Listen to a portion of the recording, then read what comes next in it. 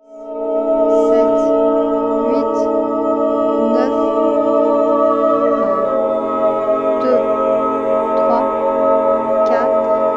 travail est en moi et je peux pas l'arracher. J'ai craqué. J'ai cru que j'allais mourir dans l'usine. 1, 2.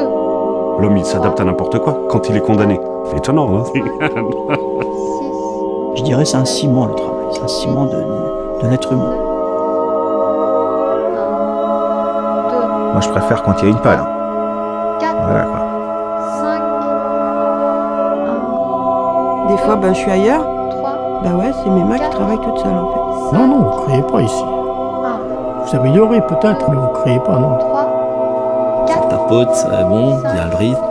6, Et je me casse. 7, Je m'enfuis de l'usine. 9, J'ai pas l'impression de participer en fait. Je vois pas mes traces.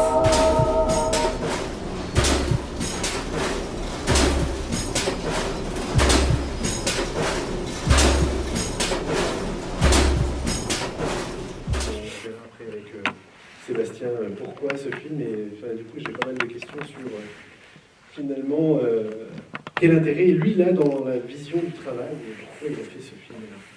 Margaret. Alors, Margaret Monroe, je suis médecin du travail. J'ai travaillé pendant 20 ans, de 90 à 2010, aux automobiles Peugeot.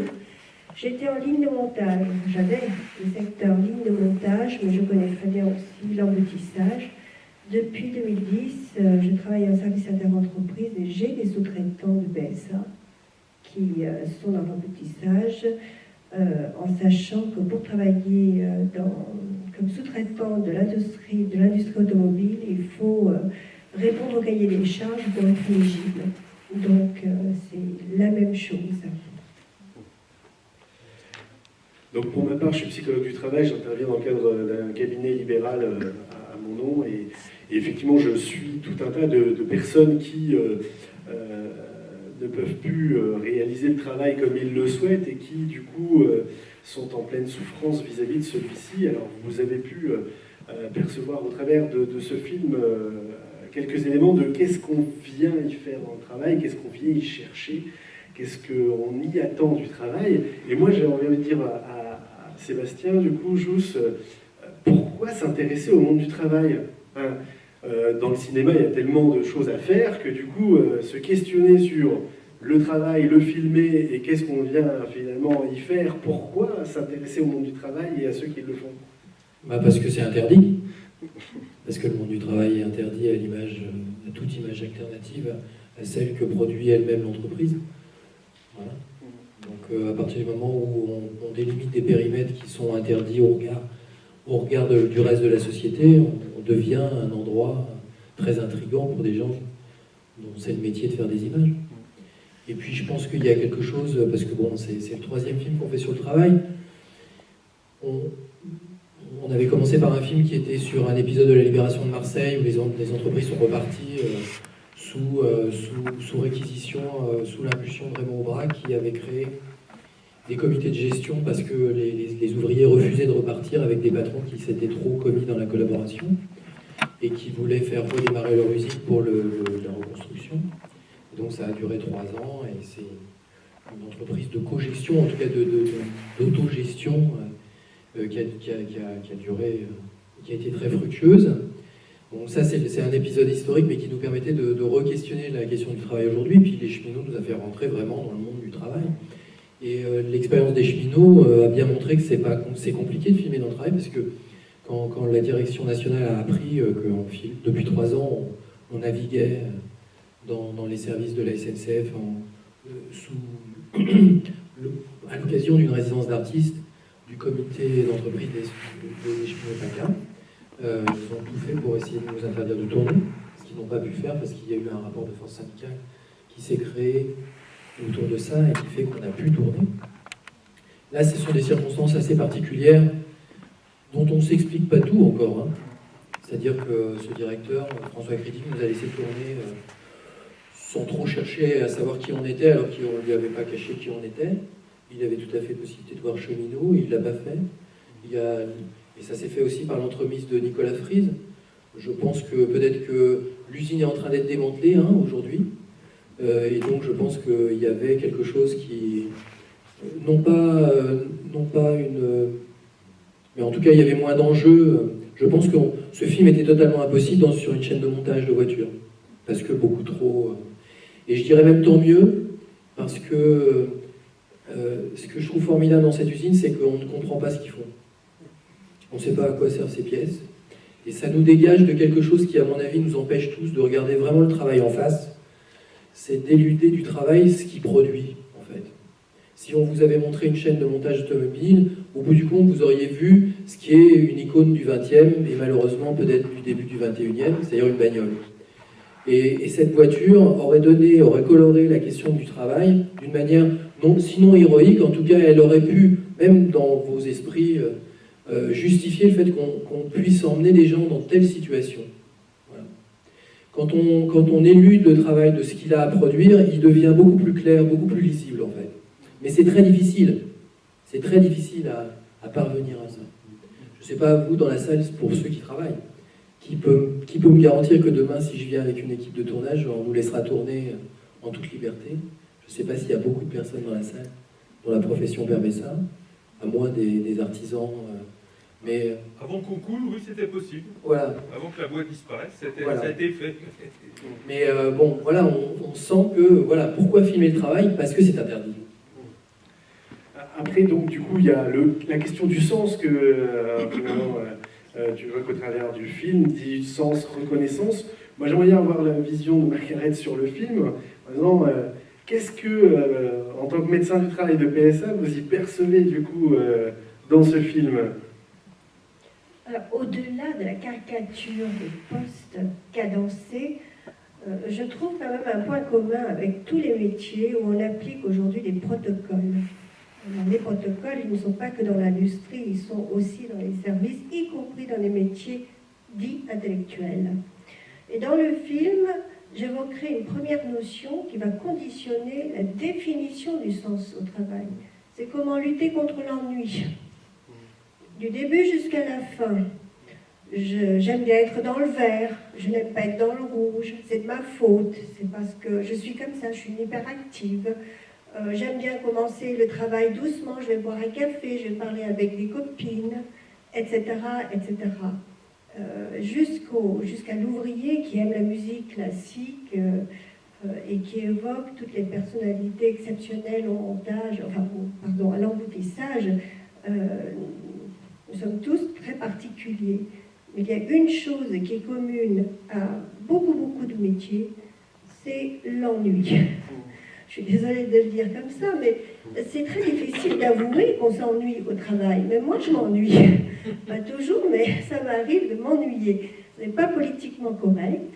C'est difficile de le dire à son employeur, à ses collègues, parce qu'on pourrait passer pour paresseux, pour tirer au flanc. Et puis, c'est difficile par rapport à soi-même. Parce que si on trouve du sens à son travail, c'est déjà pour soi, pour se reconnaître soi-même, avant d'être reconnu par autrui. C'est très difficile aussi de se dire qu'on passe 8 heures par jour à ne pas savoir ce qu'on fait. Et pourquoi on le fait.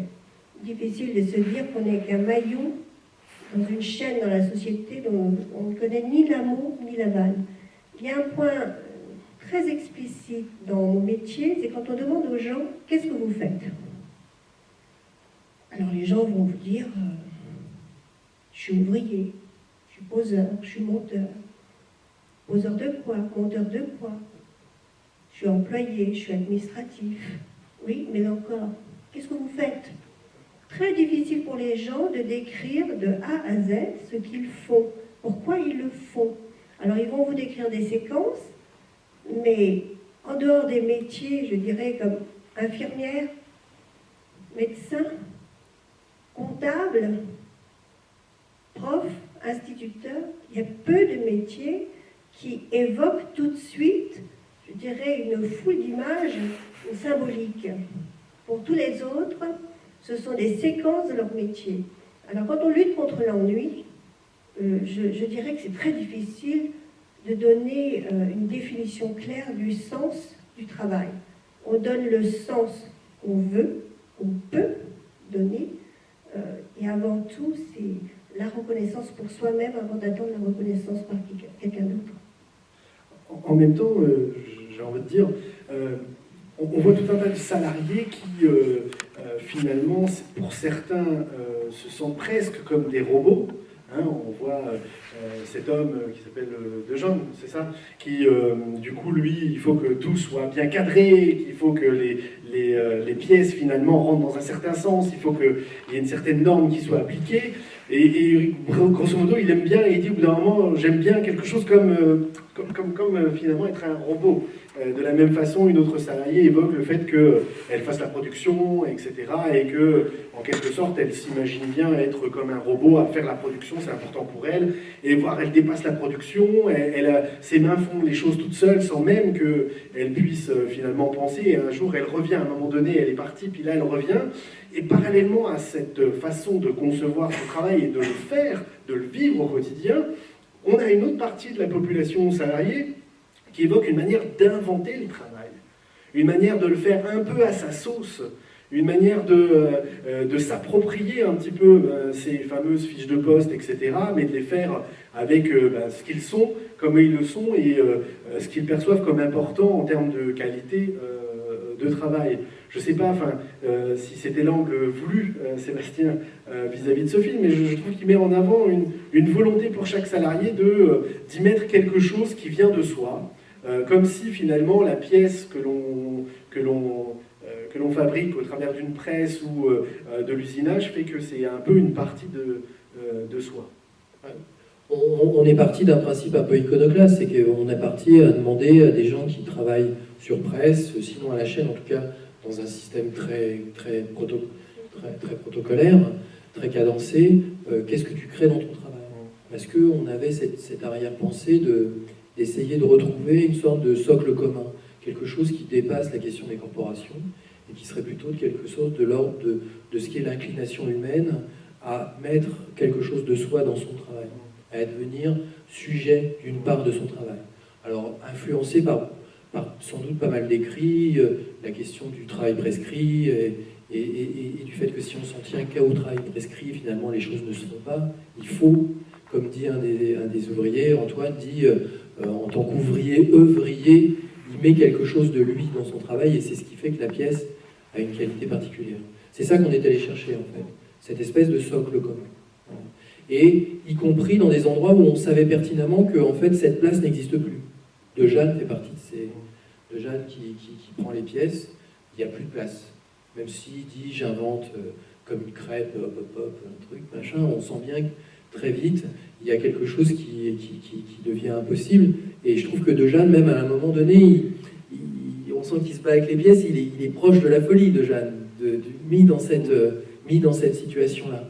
On sent bien qu'il y a des tiraillements très forts chez Nathalie qui dit effectivement je déteste être dans le rouge, mais c'est pas pour... c'est vraiment qu'elle déteste ça, c'est-à-dire que ça a quelque chose qui la touche vraiment au plus profond de son corps, et on sent qu'il y a quelque chose, alors je ne sais pas si c'est une autre, qui vient un peu, c'est ce qu'on disait tout à l'heure, qui vient un peu presque comme une double peine, c'est-à-dire il y a l'injonction du travail prescrit, la cadence, la nécessité de produire, et puis pour essayer de s'en sortir, il y a le fait qu'on devient son propre accélérateur, et puis finalement son propre destructeur, quoi. Marie qui a les épaules détruites, elle dit, est-ce que c'est... J'ai toujours fait mon travail, j'ai toujours fait la prod, mais est-ce que c'est justement pas pour ça? Elle dit, c'est peut-être pour ça d'ailleurs que j'ai perdu mes épaules, quoi. Il y a quelque chose de...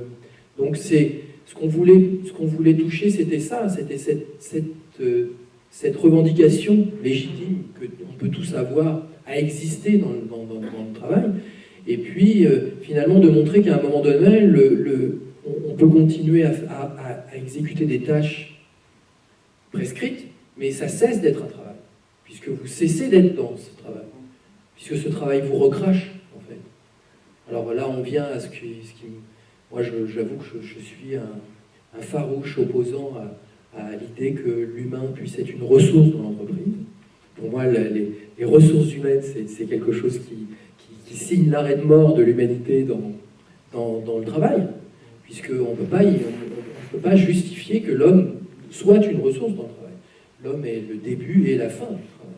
Et le reste doit s'adapter et doit s'organiser autour de cette question-là. Alors, on est arrivé à quelque chose qui a totalement renversé ça. C'est-à-dire qu'il y a cette satanée production, ces putains de bagnoles, excusez-moi, moi je ne suis pas très fan des voitures, et l'humain est un accessoire, en fait. Voilà. Et c'est ça qu'on a essayé de travailler, avec toute la complexité qui survient quand vous approchez l'humain et son intimité dans le travail. C'est vrai que ce film, du coup, a priori, il évoque pas forcément la souffrance en tant que telle. En tout cas, elle n'est pas directement accessible comme on peut le voir dans certains autres documentaires. Et donc, du coup, c'est vrai qu'elle est sous-jacente. Enfin, c'est l'impression que moi, ça m'a donné à la première vue de ce film. Je sais pas, du coup, Margaret, la souffrance au travail dans le cadre de ce film-là, elle se manifesterait comment? Pour moi, médecin du travail, elle est évidente. Déjà, dans ce que vous venez de dire, quand les gens mettent de l'émotion pour donner la valeur ajoutée, parce que ce n'est que de l'émotion, ils ne rajoutent rien d'autre, leur poste de travail, il est composé, enfin il est fabriqué à partir des MTM, ce qu'on appelle les Method Time Measurements, c'est-à-dire que le moindre geste est octroyé selon un barème en centième, millième de minute de seconde, c'est-à-dire je cherche ma feuille, je la place là ou je la remets là, c'est des centièmes de seconde, je fais 3 pas, c'est pareil. Et une fois que le poste ou l'ensemble des opérations a son contenu ou son taux de centième ou millième de seconde, on octroie encore quelques millièmes de seconde de temps de disponibilité, donc la marge de manœuvre elle est quasiment inexistante.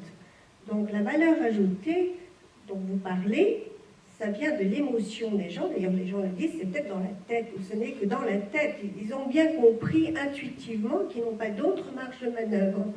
Et cela crée ce qu'on appelle les troubles psychosociaux, c'est-à-dire qu'on se donne une sorte de valeur. Je suis comme ça, je ne supporte pas le rouge, je suis quelqu'un qui est bosseur. En fait, ça sous-entend ça. J'aime bien commencer lentement, je vais boire un café, je reviens, je fais plus que ma production, sous-entendu, je suis quelqu'un de relativement doué quand même. Et quand on fait tous la même tâche, quand on est dans une telle standardisation, quel est le moyen de se détacher des autres que de faire plus que les autres? Il n'y en a quand même pas d'autres. Quand on sert une machine, pour moi, l'être humain n'est pas un accessoire, il est carrément un outil industriel. Et tout à l'heure, on va peut-être pouvoir aborder le sujet du lean, qui me tient à cœur. Je sais que Sébastien en rigole. Il n'empêche que c'est ce qui règne dans ce monde professionnel, qu'il soit industriel ou administratif.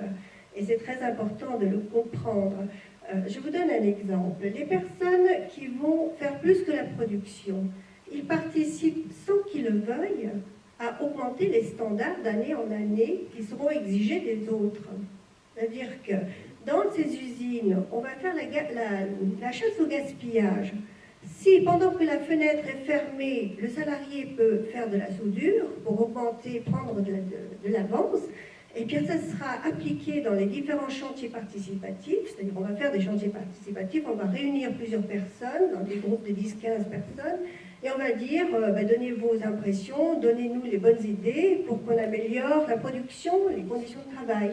Alors il y aura cette dame qui va dire, bien vous savez, quand la fenêtre est fermée, on pourrait faire des soudures, et comme ça on avance.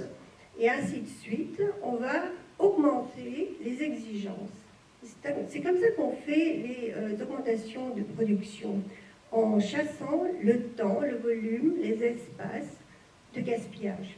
Un autre exemple, vous avez vu tout partout des caisses grises. Est-ce que vous avez remarqué qu'il n'y avait jamais une poignée? Il y a un petit rebord, à peine 1 centimètre de large, autour des caisses. Toutes les caisses plastiques. À un moment donné, on voit quelqu'un charger les caisses grises. C'est des caisses qui peuvent contenir jusqu'à 25 kg. Et il n'y a aucune poignée. Ce sont des caisses empilables qui économisent des espaces qui correspondent à une unité de valeur. C'est un contenant qui a une valeur économique. Un camion peut charger tant et tant de caisses de ce type. Un camion a une valeur économique. On transporte des produits avec ces caisses-là de Paris à Budapest.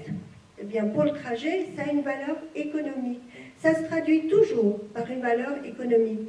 Sauf qu'une caisse sans poignée, c'est une caisse qui va créer énormément de troubles musculo-squelettiques au niveau de la colonne cervicale, au niveau des épaules, des coudes et des doigts. Pourquoi?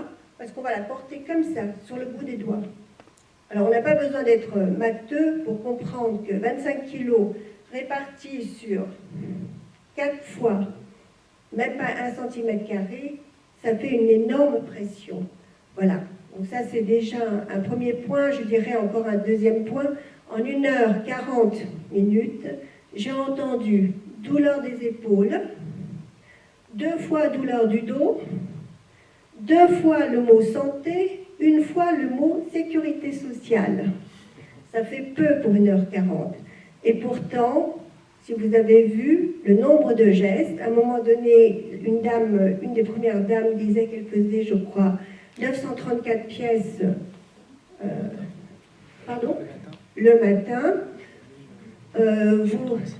Vous divisez... alors, on fait 7h30 chez PSA, donc vous divisez par le matin, on commence à 5h, c'est du 2-8. Non, 6h15. 6h15 midi 13h, 6h.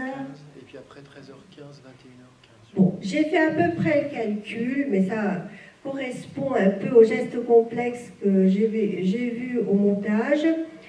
Ça fait à peu près 4 pièces à la minute, 4 ou 5 pièces à la minute, ça fait 4 pièces toutes les 12 secondes. Vous multipliez par 60 pour avoir 1 heure. Ça fait d'aller, même si c'était... donc ça fait 5. Ça fait 1 pièce toutes les 12 secondes à peu près. Pour faire 1 pièce, si on regarde les mouvements articulaires, il y a un minimum de 3 mouvements articulaires, doigts, poignets, coudes, et encore, je n'ai pas compté l'épaule. Ça fait 3 fois 5, 15 pour 1 minute. Vous multipliez par 60 minutes.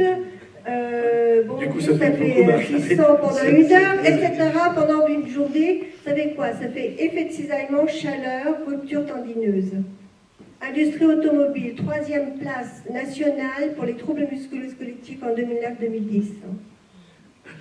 Après, moi, j'avais envie de surenchérir un petit peu sur le fait que, dans le film, on voit beaucoup de situations purement individuelles. C'est-à-dire, finalement, comment chacun se vit dans son travail, etc. Vous laissez la grande place à l'individu vis-à-vis de son travail. Et il manque un peu cette dimension collective. Enfin, ça, c'est ce que je perçois. En disant, mais il y a aussi toute cette construction collective nécessaire et toutes les défenses que l'on peut créer collectivement vis-à-vis du travail pour pouvoir toujours le tenir. Alors, du coup, c'est peut-être un parti pris, mais comment... Enfin... Si, elle est abordée la nuit. Ouais. Puisque ceux qui en parlent beaucoup, c'est de dire, voilà, la nuit, c'est différent, il y a moins d'ingénieurs. Et on se donne les trucs pour le travail. Alors, c'est aussi un fait objectif, c'est que la nuit, comme il y a moins d'effectifs, vous faites un peu le travail de 2 personnes. Par exemple, ceux qui mettent les bobines, ils le font eux-mêmes, les conducteurs d'installation sur les presses le font eux-mêmes parce que le pontier, il n'est pas là la nuit. Voilà. Donc, il y a toutes ces petites astuces, toutes ces choses-là. Mais là, en l'occurrence, on cherchait la dimension collective, on l'avait eu vraiment sur les cheminots, puisque on partait d'un principe que organiquement, d'abord cheminot, ça n'est pas un métier, c'est quoi? C'est une culture. Et que finalement, toute cette culture était portée à lier des métiers très différents sur une seule idée, celle de faire rouler les trains. Donc cette dimension collective venait se heurter à une dimension économique qui est celle de la division pour réduire chacun à sa petite unité rentable, et puis surtout savoir ce qu'on peut découper pour l'ouvrir à la concurrence plus facilement que d'autres secteurs. Et donc on montrait comment, à l'intérieur du chemin de fer, quelque chose s'opérait d'une équation sans solution, c'est-à-dire le fait de vouloir diviser quelque chose qui, organiquement, ne peut fonctionner que collectivement. Voilà. Et donc qui crée ces souffrances Et en dépit du sensible. Voilà. Et là, ce qui nous intéressait, c'était le sensible, la question du sensible au niveau du travail, ça c'est vraiment important, mais sur la question individuelle. Et la question collective, elle transparaît quand même. Il y a un témoignage que je trouve très fort, c'est celle de Caroline, cette jeune fille qui dit moi au travail, je sais que pour la machine il y avait la maintenance, mais pour l'humain on ne sait pas.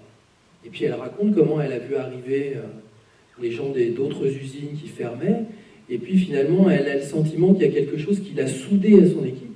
Mais on sent que le facteur humain n'était pas du tout dans les priorités de ce qui lui semblait être le plus important au travail. Voilà. Donc on sent qu'il y a quelque chose comme ça. Le collectif n'est pas édicté dans les organisations du travail comme un but en soi, mais effectivement comme peut-être une manière de trouver une porte de sortie. Ouais. Voilà. Je sais pas, le collectif, Margaret. Alors, le collectif, c'est nos vœux les plus intimes. Mais entre nos vœux les plus intimes et une organisation du travail, il y a une montagne. Je suis d'accord. L'organisation du travail, notamment dans l'usine, et ça nous touche tous, hein, ça ne touche pas que les industries, c'est détruire le collectif. Pourquoi? Parce que ce sont des organisations du travail qui cultivent les compétiteurs, les meilleurs, quel que soit le métier. Pourquoi? Parce qu'on réduit les postes, les effectifs. C'est le seul but sociétal et économique depuis 1980. Il ne faut pas perdre de vue cela. Et on ne peut pas parler de la société au travail, de l'organisation du travail et du sens du travail sans aborder l'aspect politico-économique. Je suis d'aucun bord, hein, ça fait 20 ans que j'ai, 30 ans maintenant que je travaille. Je n'ai jamais, je ne vois pas d'entreprise qui embauche, sauf des embauches d'intérimaires de CDD. Les CDI sont très très peu fréquents. Et le collectif, c'est pour aborder le collectif. Le collectif, c'est le salarié qui le recherche, mais le collectif peut être très cruel. Quand il s'agit de défendre l'emploi, le collectif est extrêmement cruel. Et alors je dirais même, et peut même non seulement cruel, mais extrêmement douloureux à partir du moment où vous êtes attaché à des gens. Moi je le vois, puisque les personnes qui ont participé à ce film étaient, par exemple, on s'est fait quelque chose pour Noël, là, ensemble, tous ensemble. Donc ils racontent comment l'usine est démantelée. Donc vous avez Caroline, cette jeune fille là, qui était reconnue par tout le monde, c'est un des premiers postes qui a été enlevé. Et pourtant ça fait partie des jeunes filles et qui se sont beaucoup investies et qu'on a beaucoup poussé pour s'investir. Mais ça déclenche des autres salariés un sentiment d'injustice et en même temps une sorte d'incapacité à pouvoir lutter contre, parce que chacun est un peu réduit à son propre destin. C'est pour ça que c'est vrai que la question collective, moi il y a deux choses qui reviennent souvent dans les projections, c'est pourquoi ils ne se battent pas, alors moi je trouve qu'ils se battent, et pourquoi ils ne sont pas si plus collectifs. Mais effectivement, je rejoins ce que vous dites, c'est que moi le collectif, je ne l'ai pas... La première chose qu'on vous dit quand vous interrogez quelqu'un dans une usine, en tout cas en l'occurrence dans cette usine-là, les gens vous disent, il y a ceux qui travaillent et il y a ceux qui ne travaillent pas. Voilà. La première discussion, c'est de définir ceux qui ne font pas leur boulot, et c'est grosso modo à cause d'eux que ça va pas bien. Voilà. Donc la question du collectif dans une usine est quelque chose de très complexe en fait. Voilà. Très fort, mais très complexe. Vous dites qu'ils résistent. J'aimerais dire qu'ils résistent à la douleur, mais ils ne le disent pas. Oui, non, je suis parce que dire une douleur, c'est quelque part annoncer sa prochaine inaptitude. Inaptitude veut dire licenciement. Donc, en fait, c'est une lutte de l'emploi. Et les gens vont taire toute leur douleur, sauf dans le cabinet médical, puisqu'ils savent que là, cette plainte, elle est soumise au secret médical. Mais... Là, vous citez le deuxième mot que moi j'exècre, qui est le mot emploi. Parce que pour moi, le mot emploi, c'est la mort du travail. C'est-à-dire que, par exemple, à Pôle emploi, les gens sont dans l'injonction de trouver un emploi, peu importe de savoir s'ils sont dans le travail ou pas. Tout le monde s'en tape. Ce qu'ils veulent, c'est que Et on réduit les gens à devenir des gens qui souhaitent un emploi à tout prix, ce qu'on le comprend. Moi, j'ai traversé des périodes de chômage assez longues, et je sais ce que ça veut dire aussi. Mais ce mot emploi est un mot terrifiant, parce qu'il est simplement le fait d'être utilisable pour la société et d'en retirer ce qu'elle voudra bien vous donner. Mais c'est tout. Mais ça ne revêt pas la question du travail. C'est ça qu'on est allé chercher, en fait. D'une manière un peu par la bande, hein, c'est d'essayer de trouver qu'est-ce qui fait travail et qu'est-ce qui ne fait plus travail à un endroit où on savait pertinemment qu'on en verrait la frontière. Voilà. C'est vrai que du coup, dans tout ce qu'on a pu voir, c'est la question de la précarisation, elle est pas définie en tant que telle dans le film, mais on perçoit bien où il faut tenir, il faut faire la prod, etc., jusqu'à ce qu'à un moment donné, les membres ne puissent plus.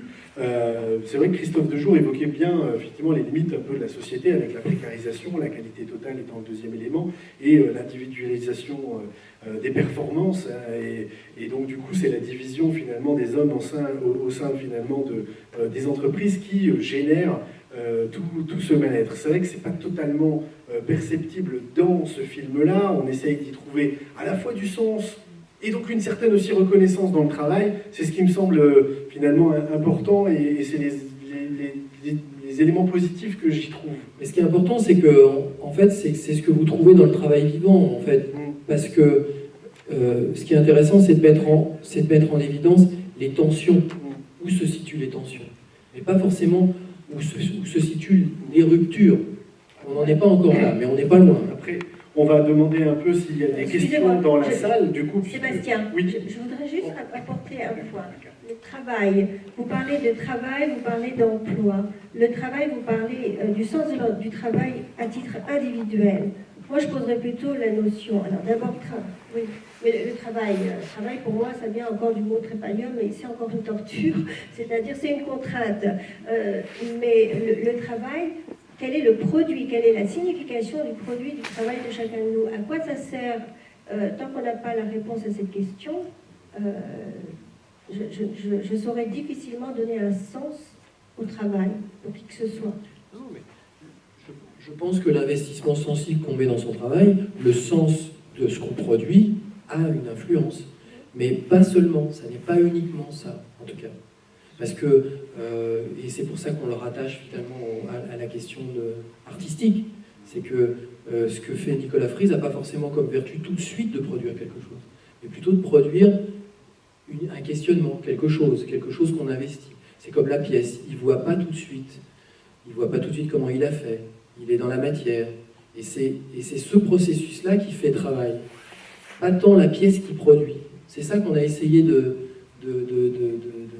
d'esquisser. Ok, une question? Oui, un petit commentaire. J'ai peut-être pas été suffisamment attentif dans ce film. Et tous les aspects que vous développez maintenant, de souffrance au travail, de douleur, d'exploitation, etc., pour moi, ils n'ont pas été tellement perceptibles dans ce film. En revanche, la musique prend une place énorme. Alors moi, je voudrais savoir, moi j'ai beaucoup apprécié l'aspect esthétique de cette création musicale. Mais est-ce que vous ne croyez pas qu'elle contribue à faire passer au second plan tous ces aspects de souffrance au travail? Donc j'en arrive à me demander ce que vous avez cherché à exprimer dans ce film. Moi, je pense de la musique, je t'entends. Ouais. Moi, je pense que la souffrance et la douleur au travail, elle est permanente, mais elle n'est pas dite forcément selon les critères et les codes qui sont ceux habituellement. Je pense qu'aujourd'hui, on s'est beaucoup habitué à voir des gens extrêmement humiliés à l'image, et je pense que c'est un autre problème. C'est une question de représentation. Moi, je ne suis pas là pour voir des gens qui sont humiliés jusqu'au bout. Et je suis là plutôt pour voir des gens qui sont plutôt livrés dans leur complexité, et des gens qui font avec ce qu'ils ont, et qui font avec ce qu'ils sont. La question de la musique, c'était plutôt pour nous ouvrir des champs sur la question du sensible et sur la question de qu'est-ce que c'est finalement travailler. Voilà, on a traité le musicien non pas forcément comme un créateur supérieur, et d'ailleurs il n'aime pas du tout le film parce qu'il a le sentiment que ça ne reflète pas son travail.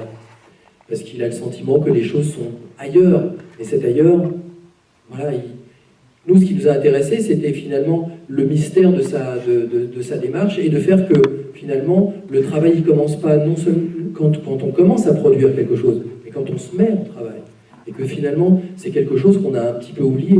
Mais dire que ces gens ne souffrent pas, moi je vous mets au défi de mettre vos enfants au poste qui sont décrits ici. Vous ne souhaitez pas ça pour vos enfants? Oui, je voudrais peut-être. J'ai dit que je ne le perçois pas dans le film. Je suis tout à fait Mais convaincu que la souffrance au travail existe. vous ne le percevez peut-être pas parce qu'il n'est pas clairement dit, mais il est présent à l'image. Il fait plutôt sympa, quoi, je veux dire. Les gens, Mettez vos enfants à ce travail-là. Mettez vos enfants à ce travail-là.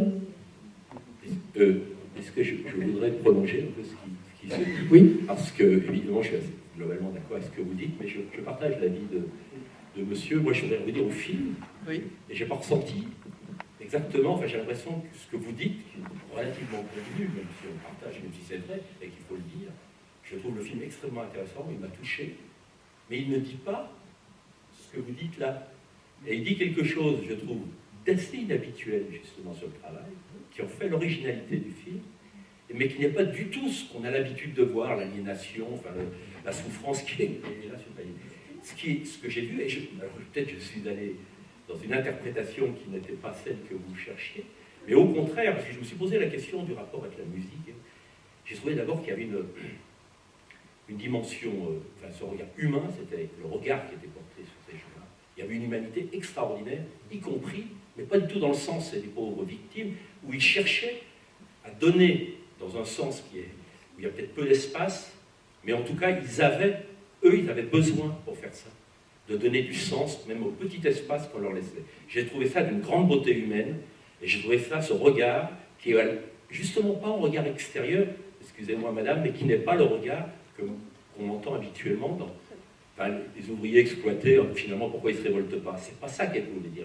Mais il dit quelque chose d'encore plus fort, c'est-à-dire ces gens, alors c'est la première chose, c'est cette humanité qu'ils mettaient, même dans des gestes qui paraissaient dérisoires, mécanisés, tout ce que vous avez dit, mais néanmoins, tous, ils exprimaient un besoin pour vivre, pour tenir, de donner du sens, et ils disaient des choses fortes.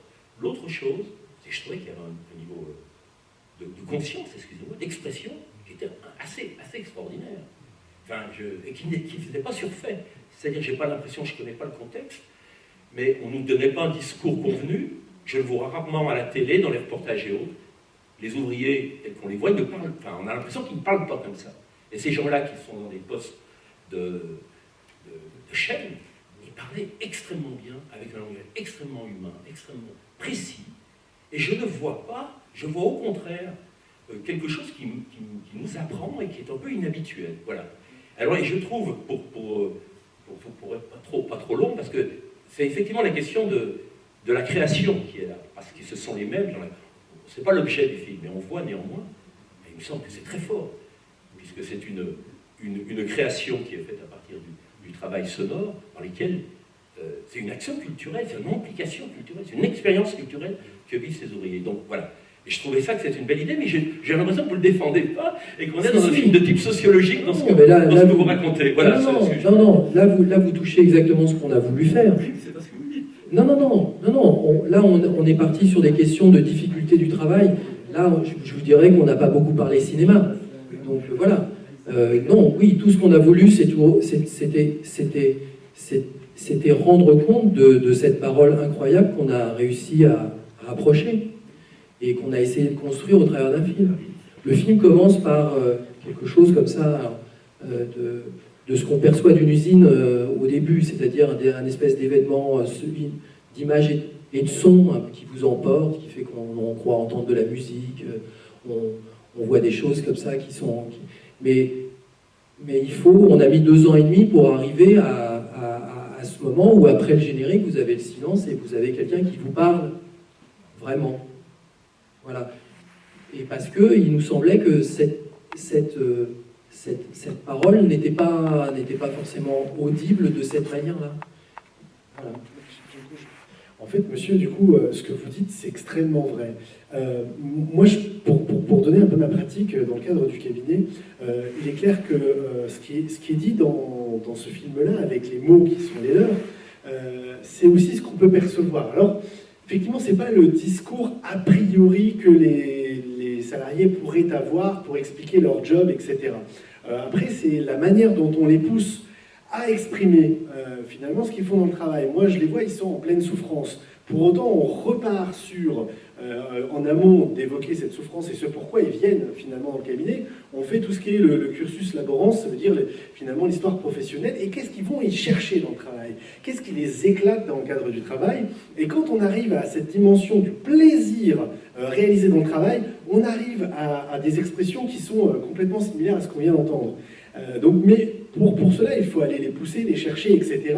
Et afin qu'ils puissent évoquer le pourquoi ils sont dans ce métier, qu'est-ce qu'ils viennent y faire, qu'est-ce qu'ils viennent les éclater dans le travail, quel plaisir ils peuvent prendre. Et à partir du moment où ils commencent à évoquer cette dimension de plaisir, on peut trouver du vocable qui s'apparente à ce qu'on a pu entendre. Et après, effectivement, malheureusement, je dirais, c'est peut-être le lien que je fais entre ce que nous avons pu dire jusque-là et effectivement ce que vous venez d'évoquer, c'est souvent, c'est à partir du moment où ils prennent un certain plaisir dans le travail et que finalement, ils ne s'y retrouvent plus vis-à-vis de l'investissement qu'ils peuvent y faire et de tout ce qu'ils souhaitent y retrouver, que la souffrance commence à naître, mais elle naît aussi sur la base des dimensions qui font plaisir.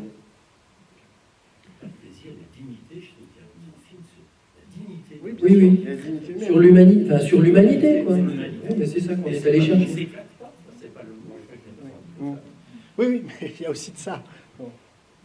Je reviendrai à ce que vous avez dit, monsieur. C'est vrai que quand on regarde le film, on a l'impression que finalement, c'est bien sympa de travailler là-bas. C'est vrai qu'on ne sent pas de tristesse. Vous avez raison. Et vous savez, quand j'étais en ligne de montage, j'avais les lignes de montage, et que des visiteurs passaient, ou mes amis passaient, ou mes connaissances, elles disaient toujours, mais tu parles toujours de cadence, quand on passe, on a l'impression que c'est fluide, que c'est pas accéléré, que les gens ont le temps, etc. Oui, ça a l'air d'une parfaite chorégraphie. Mais c'est parce que les gens sont tous dans une hyperactivité pour anticiper. Ils ont une routine qui nous fait oublier tout ce qu'ils vivent au quotidien. Et vous, quand vous parlez d'humanité, c'est vrai que c'est de l'émotion. Mais qu'est-ce qu'il leur reste d'autre pour exprimer? Ils ont raison d'ailleurs, hein, parce que c'est une façon d'échapper à cette routine, à cette contrainte. Et quand je parlais de chiffres, je crois que ça fait dans la journée environ 9 mouvements articulaires, des doigts jusqu'aux épaules.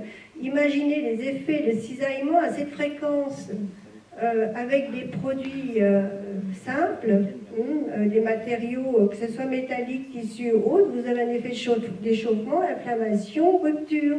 Eh bien, imaginez-vous la même chose sur les tissus organiques qui sont en couches superposées. Eh bien, sauf que les gens, ils en parlent peu, mais c'est pas pour autant qu'ils ne souffrent pas, ils font bonne figure. Moi, j'aurais tendance à dire qu'ils font bonne figure dans ce film.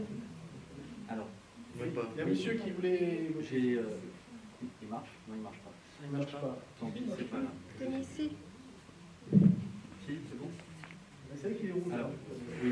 Non, mais il doit plus y avoir de pile. C'est pas un souci, mais vous m'avez piqué un petit peu mes mots parce que je me retrouve dans le discours que vous avez dit. Parce que c'est peut-être un petit peu mon métier en même temps, mais je l'ai clairement perçu, la souffrance dans ce film, que ce soit par rapport au TMS, par rapport au RPS, on le voit directement, mais avec l'habitude de travailler avec les salariés, c'est là où je ne vous rejoins pas, messieurs, excusez-moi, mais les salariés ont cette tendance justement à dire les bons côtés de leur métier, mais pour autant, on voit du travail de nuit, on voit du travail en équipe, on voit des gestes répétitifs. Alors je ne sais pas si vous avez prévu ce film en même temps tout ce qui se fait en ce moment par rapport à la pénibilité au travail, ou c'est pas clairement défini encore et on attend les décrets. On ne contrôle pas en fait les moments où on fait les films parce que ça c'est vraiment par circonstance. En fait. D'accord. Mais enfin, moi je l'ai clairement perçu dans le film. C'était humain, comme monsieur dit, et là je vous rejoins, il n'y a pas de souci, mais la souffrance au travail, on la voyait clairement. Sur les temps de pause où les gens attendent et restent... Enfin, bien sur les questions de l'ennui, c'était clair et net. Enfin, moi, j'ai pas vraiment de questions, mais c'est vrai que si, c'était peut-être plus par rapport à la pénibilité au travail, où on s'y retrouve complètement. Moi je suis un peu gêné en fait quand on arrive à ce stade des discussions parce que en fait on n'aura parlé que de souffrance au travail, mais on n'aura pas parlé de travail. En fait. Ce qui ne veut pas dire qu'il faut éluder les choses. Hein. Mais ce qu'on a essayé de chercher aussi, c'était de faire que, en voyant que ce travail très spécifique industriel cesse d'être simplement exotique pour devenir une question qui vous est posée à vos travail ou à votre manière de considérer le travail. Dans certains cas, les gens viennent nous voir en disant c'est vrai que je me suis posé la question de savoir moi où j'étais dans mon travail quand je le faisais, ou quelle est cette espèce de cuisine particulière qui se fait quand je le fais, et ainsi de suite. Parce que finalement, alors c'est peut-être pour ça qu'on n'est pas aussi, peut-être qu'on n'a pas aussi, le travail semble pas aussi montré de manière si radicale, si dure, c'est que c'est aussi de savoir essayer de poser des questions dans le sens où comment redéfinir le travail, comment se réapproprier ce travail. Parce que finalement, ce que ça dit un peu en filigrane, je ne sais pas si c'est perceptible, c'est qu'est-ce qu'il faut qu'on se réapproprie dans notre travail pour que ça redevienne quelque chose de viable et pas quelque chose d'inhumain. Voilà. Rapidement, alors moi au début ça, vous avez beaucoup parlé, parce que c'était bien d'ailleurs, ça donne une vision des choses, ça a creusé un petit peu, ça a peut-être un peu conduit aussi à aborder avec vous qui êtes à l'initiative et vous madame, ça nous a peut-être amené à parler beaucoup sous l'angle de la souffrance au travail, etc. Ce qui est très intéressant. Et puis juste sur ce sujet-là, je ne sais pas s'il dit tout ce film, c'est là ce que mais certainement pas, c'est là que je voulais en arriver. En fait, moi j'ai beaucoup été ému, j'ai trouvé merveilleux. Alors forcément, il ne dit pas tout parce que sur la souffrance, sur la tristesse, sur le parcours des gens, sur le rapport au travail, etc., il y a du commun. Vous en avez cité un très intéressant d'ailleurs, mais il y a une énorme diversité. Alors il ne dit pas tout, mais il dit beaucoup de choses. Et j'ai trouvé vraiment très très beau dans sa façon dans votre travail, dans ce florilège de pouvoir décrire des trucs très chouettes sur l'intimité des gens, sur le rapport au temps. Enfin, ils parlent beaucoup de temps dans leur travail même, dans leur activité de travail même, y compris dans ce que ça dit de leur vie,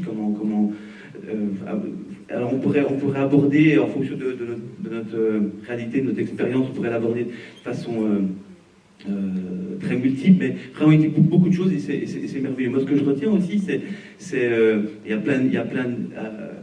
il est très beau. Alors dans la vie des gens, il y a plein de négatifs, il y a plein de positifs. Ce que moi j'ai envie de retenir, c'est aussi comment le travail, il a ce sens. Est-ce que c'est vraiment un sens qui est d'y venir pour y gagner sa vie, et que des fois c'est très cruel, c'est très cru, alors on enjolive, mais c'est d'autant plus facile quand par exemple, et c'était un peu la singularité de cette usine-là, quand effectivement elle est au cœur d'une sociabilité, quand elle est au cœur de la ville, quand on est relié à des choses, et qu'on est relié aussi effectivement à de la création qu'amène effectivement la résidence du compositeur et puis finalement votre travail.